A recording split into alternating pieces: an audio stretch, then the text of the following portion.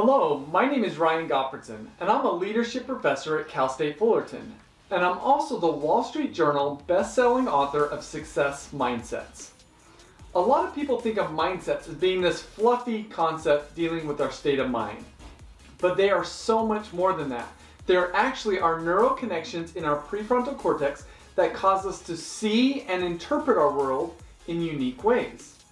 They explain why two different people can experience the same situation, let's just say constructive criticism, and respond to it very differently, such as one person getting defensive and the other is using that information to learn and grow.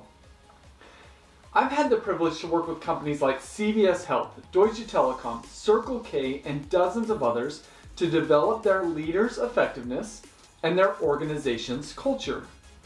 When I work with these companies, the first thing I generally do is I have their leaders take my mindset assessment, which is the most comprehensive and research-backed mindset assessment available.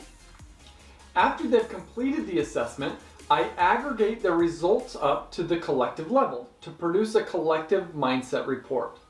I want to share one of these with you, so let me step behind the slides and walk you through one of these reports so that you can see the power that it can have on transforming your leader's effectiveness and your organization's culture. As I mentioned, I believe that my mindset assessment is the most comprehensive and research-backed mindset assessment to date, and it encompasses 4 different sets of mindsets that range on a continuum from negative to positive. And as leaders and employees take this assessment, they're going to get results on where they stand along each of the continuums associated with each of these different mindsets. And what I'm now going to show you is some results from an organization that I worked with when I focused on their top 65 leaders, and we'll look at their mindset results, all relative to the 10,000 plus people who have taken my mindset assessment. So let's jump into this. The first set of mindsets that I focus on is the difference between a fixed mindset and a growth mindset. So fixed is on the negative side, growth is on the positive. And what we see here is about 2/3 of the leaders have more of a fixed mindset. And almost 1/3 have a strong fixed mindset. Only 12% have a strong growth mindset. This means that they are inclined to avoid failure because when we have a fixed mindset, we believe that failure is an indication that we are a failure. So when we have a fixed mindset, we're primarily focused on avoiding problems and avoiding failure. In other words, we're focused on looking good and we prioritize that over learning and growing. The more we have a growth mindset, the more we're going to be willing to take on challenges. Next is the difference between a closed and an open mindset. Here we have 57% that have more of a closed mindset. Only 14% have a strong open mindset, meaning they're open to take in the ideas and suggestions of others. So one question we can ask is, what does this say about the psychological safety within this organization? It says it's not as psychologically safe as we would like it to be. When we look at prevention to promotion, what we see here is about 2/3 of the leaders have a prevention mindset. Again, almost 1/3 have a strong prevention mindset. Only 9% have a strong promotion mindset. This means that we're more concerned about avoiding problems than we are about reaching goals. So we're more concerned about the urgent problems that may come up than we are about the long-term direction in which we're headed. Last is the difference between an inward mindset and an outward mindset. In this instance, we've got a 58-42 split. This means that 58% of these leaders are more inclined to view their employees more like cogs than as people. And we can ask ourselves, are we getting the most out of our people if this is how we primarily view them? So across these 4 sets of mindsets, we can engage in some really deep discussion. We can start talking about, why did we develop these mindsets? How are these mindsets affecting us? Are they allowing us to be at our best? What do these mindsets say about our ability to be agile and future ready? What do these mindsets say about our ability to attract, develop, and retain talent? As a whole, this organization, I'd say that these results are fairly common. And this organization is on the more negative side for all 4 sets of these mindsets, which means that they're probably focused more on protecting themselves in the short run than they are about focusing on making progress towards their goals in the long run. And another way to look at this is we could look at what percentage of leaders had multiple mindsets in the bottom quartile, which is on the left, or on the right below the median, meaning on the negative side. And what we find is that 77% of the leaders have 2 or more mindsets below the median. So again, we can not only look at what is the quality of how our leaders process the world and how might that shape how effectively that they lead, and then also as a whole, what does this say about our culture?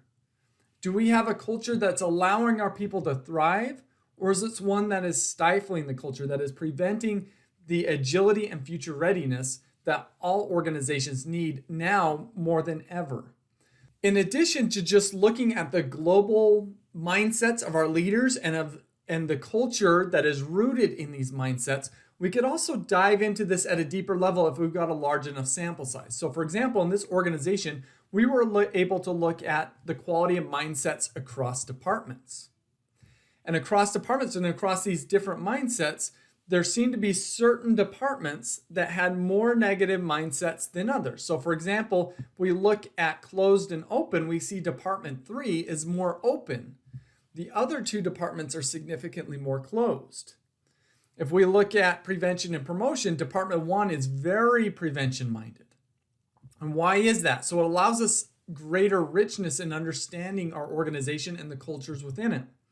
And also in this organization, we looked at mindsets across different tenure levels. And one of the things that stands out right away as we looked at this is, one, those that are entering in the organization, those that are lowest tenure, generally have the most positive mindsets.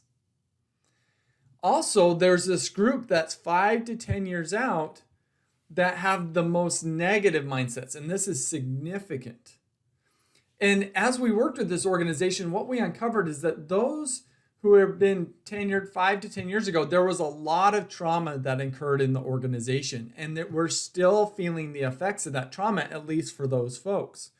But as a whole, the longer and longer individuals are in this organization, it looks like the more negative their mindsets become. It's not the right trajectory.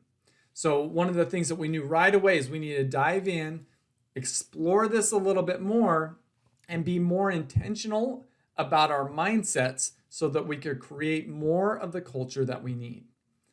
So I hope going over this gives you a sense of the rich information that you could get through just a quick mindset assessment. You could quickly assess what are the quality of the lenses of our leaders and what is our culture founded upon in terms of our mindsets. How do we bring this about? And with this information, it leads to the deep discussions that are required to transform our organizations to become more agile, to become more engaging, to become more future ready. So hopefully this was helpful for you. And if you would like to assess mindsets in your organization to get a better sense of the lenses that your leaders are looking through and the culture of your organization at a very deep level, I would love to work with you. This is always an eye-opening experience for organizations and their leaders. And again, it leads to transformation. Without understanding this, we're going to have a tendency to think that how we see the world is the best way to see the world. That's how this organization felt that I've showed you. They felt that how they saw the world was the best way to see the world. And very quickly, they were able to awaken to the fact that there is better ways of seeing the world. And if we could see the world better, we could think better, we could operate better, and we could reach higher levels of success.